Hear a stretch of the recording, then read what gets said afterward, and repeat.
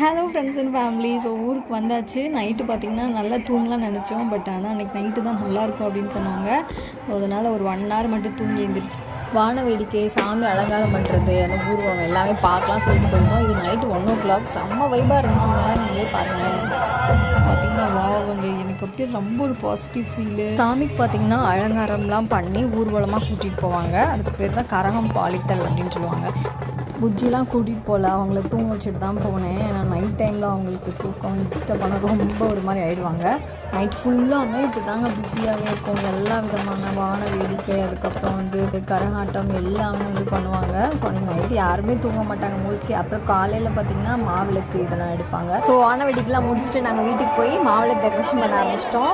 மாவிளக்கு பார்த்திங்கன்னா அரிசி மாவில் இந்த மாதிரி பார்டர் கட்டிட்டு குண்டு முத்து ரெட் கலராக இருக்கல, அதை நடுவில் வச்சு நெல்லை சைடாக அப்படியே குத்தி வச்சுருக்கோம். எங்களுக்கு தெரிஞ்ச அளவுக்கு சிம்பிளாக பண்ணியிருக்கோம். எப்படி இருக்குன்னு சொல்லுங்கள். கண்டினியூஸ் வ்ளாக் ஷேர் பண்ணுறேன்.